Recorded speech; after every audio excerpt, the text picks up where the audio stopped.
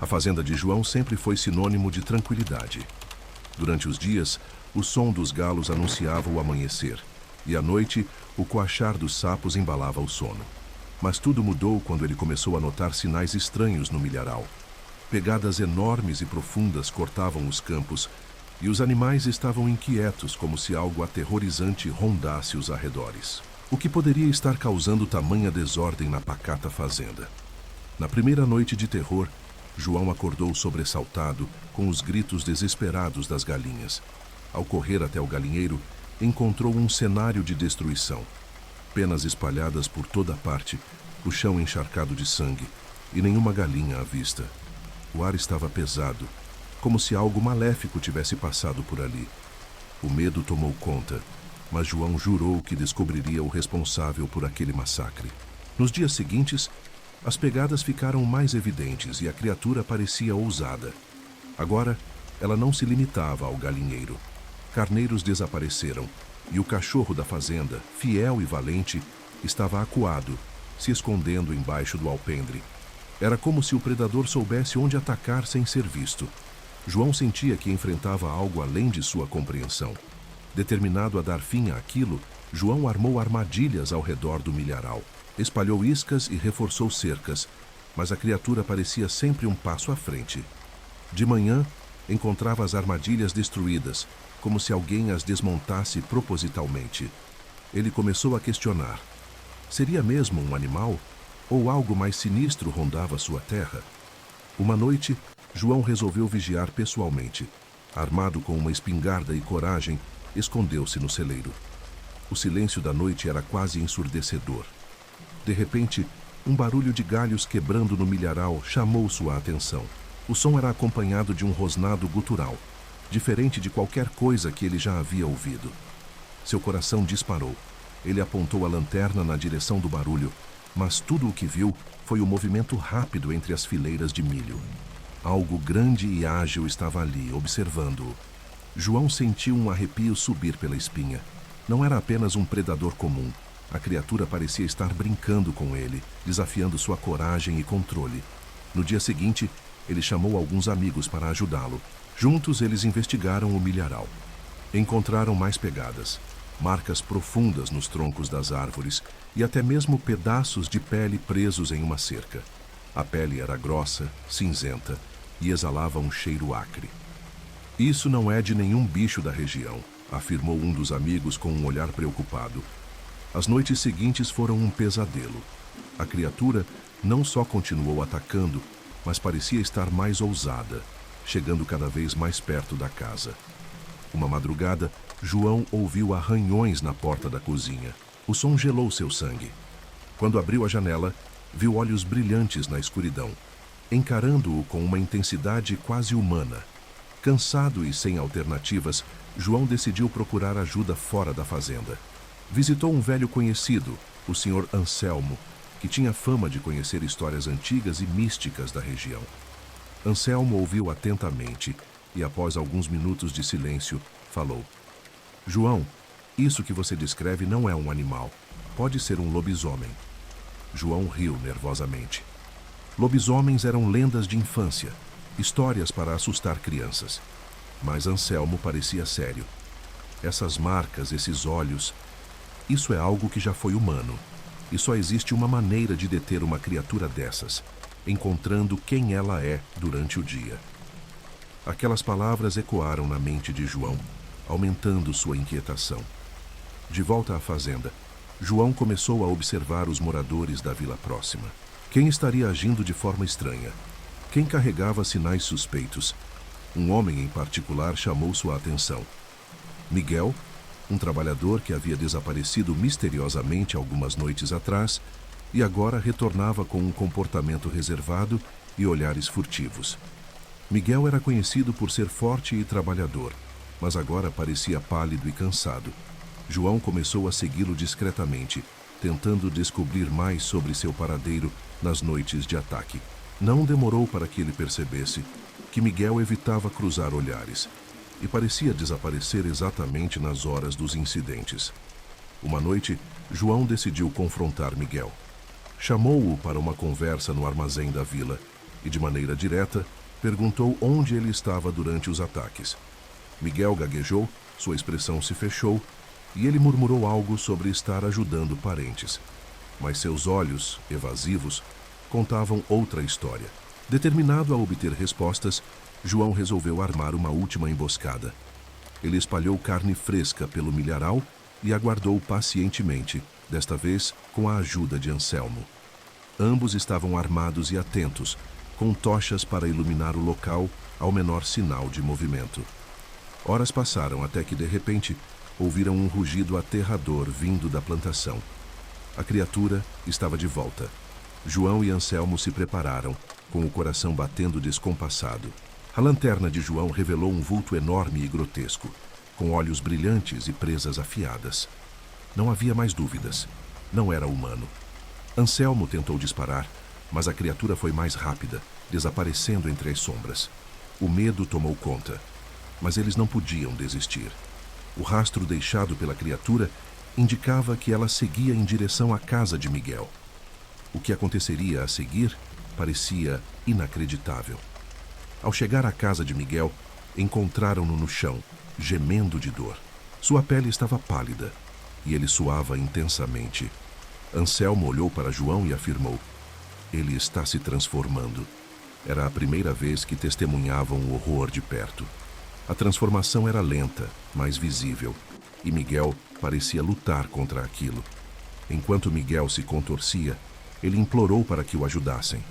Disse que foi amaldiçoado por um estranho durante uma briga em outra vila. "Eu não escolhi isso. Por favor, terminem com meu sofrimento", suplicou. A voz dele era uma mistura de humanidade e algo monstruoso. Um grito de desespero que ecoou pela casa. João hesitou. Como poderia matar um homem que, no fundo, era vítima? Mas Anselmo sabia que não havia outra solução. Se não o detivermos agora, ele continuará atacando. A maldição deve ser quebrada antes do amanhecer. João fechou os olhos e segurou firme a arma, enquanto Anselmo preparava uma estaca de prata. A luta foi breve, mas intensa. Miguel, já quase completamente transformado, atacou com fúria. João e Anselmo trabalharam juntos para contê-lo, mas suas forças pareciam insignificantes diante do poder da criatura. Foi só quando Anselmo conseguiu fincar a estaca no coração de Miguel que o pesadelo terminou. Miguel caiu e o silêncio voltou à casa. O amanhecer trouxe uma sensação agridoce. O corpo de Miguel havia retornado à forma humana, e João sentiu um peso esmagador no coração. Ele havia salvado sua fazenda e a vila, mas a custo de uma vida. Anselmo, no entanto, lembrou-o de que a verdadeira culpa era da maldição, não deles. Apesar do alívio, João sabia que aquele evento ficaria marcado para sempre. O que ele havia presenciado era algo que mudaria sua visão de mundo. O simples ato de viver na fazenda nunca mais seria o mesmo.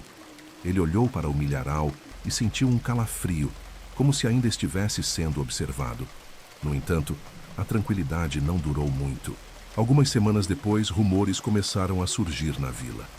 Outros fazendeiros relataram ataques semelhantes, e a história de Miguel não parecia mais um caso isolado. João começou a se perguntar se a maldição havia realmente terminado ou se era apenas o começo de algo maior. Uma noite, enquanto jantava, João ouviu batidas na porta. Ao abri-la, encontrou uma mulher desconhecida, vestida de preto, com um olhar intenso. Ela disse que precisava falar com ele sobre a herança deixada por Miguel. Intrigado e preocupado, ele a convidou a entrar. Mas o que ela tinha a dizer o deixou em choque. A mulher explicou que Miguel fazia parte de uma linhagem amaldiçoada. Não foi apenas uma briga que o transformou. Ele já carregava a maldição, passada de geração em geração. A luta dele foi em vão. Enquanto houver descendentes, a maldição continuará a existir. João sentiu um calafrio ao ouvir aquelas palavras. Decidido a proteger a vila, João começou a investigar a história daquela família. Encontrou registros antigos em uma igreja próxima, descrevendo a linhagem amaldiçoada como uma praga para a região. Eles haviam sido banidos séculos atrás, mas alguns membros conseguiram se esconder e perpetuar a maldição. Durante as investigações, João descobriu que Miguel tinha um filho, mas ninguém sabia onde ele estava. O garoto havia desaparecido anos antes, após a morte da mãe. Agora, João tinha uma nova missão: encontrar o filho de Miguel e evitar que ele se tornasse o próximo portador da maldição. As buscas levaram João a uma vila distante, onde encontrou pistas sobre um jovem chamado Elias. Ele era conhecido por sua força e habilidades incomuns, mas também por sua reclusão. Era como se ele estivesse tentando esconder algo. João sabia que precisava confrontá-lo, mas temia pelo que poderia descobrir. Quando finalmente encontrou Elias, o jovem estava trabalhando em uma serraria. Ao ser abordado, ele negou conhecer Miguel ou qualquer ligação com a maldição. No entanto, seu comportamento inquieto e os olhares furtivos entregavam que ele sabia mais do que estava disposto a admitir. João não desistiu. Passou semanas tentando ganhar a confiança de Elias, até que, uma noite, o jovem finalmente cedeu. "Sim, eu sou filho de Miguel", confessou. "Mas não quero me tornar o que ele foi. Vivo aqui para evitar que isso aconteça. Não quero ferir ninguém." João viu sinceridade em suas palavras. Elias explicou que tinha sonhos recorrentes com uma criatura, como se fosse um aviso do que poderia acontecer. Ele acreditava que a maldição era ativada por emoções fortes, como raiva ou desespero. Por isso vivia isolado, longe de qualquer conflito ou tentação que pudesse despertar a fera interior. João percebeu que Elias precisava de ajuda para controlar a maldição. Lembrou-se de Anselmo e decidiu levá-lo até o jovem. Juntos, eles começaram a explorar maneiras de conter a transformação. Anselmo sugeriu rituais antigos que poderiam adormecer a maldição, mas o sucesso era incerto. Durante um desses rituais, algo inesperado aconteceu. Elias começou a convulsionar e os olhos dele brilharam com a mesma intensidade que João vira na criatura. Ele gritou de dor, mas não se transformou completamente. Era como se houvesse uma luta interna, uma batalha entre homem e besta. Anselmo acreditava que o controle parcial de Elias sobre a maldição era um bom sinal. "Isso significa que há esperança", afirmou. Mas Elias sabia que não podia baixar a guarda. "Se eu perder o controle por completo, vocês sabem o que precisam fazer", disse, com um olhar triste e resignado. Enquanto trabalhavam para conter a maldição, João começou a perceber algo estranho na vila.